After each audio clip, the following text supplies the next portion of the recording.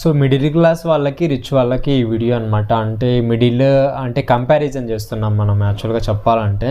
So దీని గురించి అయితే మీ రెస్పాన్స్ నాకు తప్పకుండా కావాలి. నేను ఈ వీడియో అయితే నెక్స్ట్ వీడియోకి ప్లాన్ చేస్తున్నాను.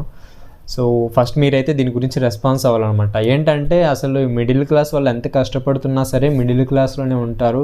సో రిచ్ వాళ్ళు అయితే కనుక వాళ్ళ దగ్గర ఉన్న ఏవైనా సరే దాన్ని రొటేట్ చేసుకుంటా వాళ్ళు ఒక స్టెప్ అప్పే అవుతారు, కానీ డౌన్ అయితే అవ్వరు. డౌన్ అయినప్పటికీ మళ్ళీ వాళ్ళు స్టెప్ అప్ అవుతూనే ఉంటారు.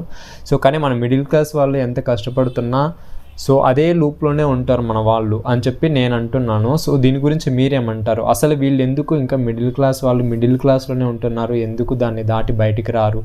సో ఏదైనా కాంప్రమైజ్ అయ్యే ఉంటాయి విషయాలు. సో అలా అవ్వకుండా చేయాలంటే మరి ఏం చేద్దాం? సో మీరు ఏమనుకుంటున్నారు దీని గురించి? అసలు ఈ రిచ్ వాళ్ళకి ఈ మిడిల్ క్లాస్ వాళ్ళకి తేడా ఏంటి? సో ఎందుకు ఈ మిడిల్ క్లాస్ వాళ్ళు ఇంకొంచెం స్టెప్ అప్ అవ్వలేరా? సో దీని గురించి మీరైతే తప్పకుండా మీరేమనుకుంటున్నారు? ఏ రీజన్స్ వల్ల మనం ఇంకా మిడిల్ క్లాస్లోనే లేదా కొంచెం ఇబ్బందులు పడుతూ అక్కడే ఉంటున్నాం అనేది మీరైతే జెన్యూన్ కామెంట్ అయితే చేయండి.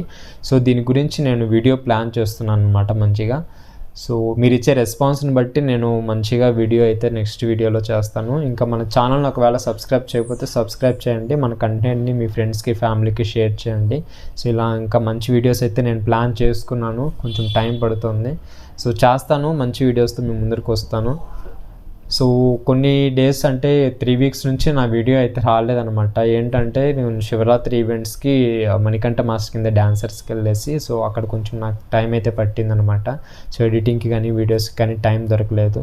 సో ఇంక నుంచి మన ఛానల్లో అయితే వీడియోస్ అయితే వస్తుంటాయి. సో మన ఛానల్ సబ్స్క్రైబ్ చేయకపోతే సబ్స్క్రైబ్ చేసుకోండి. Thank you very much.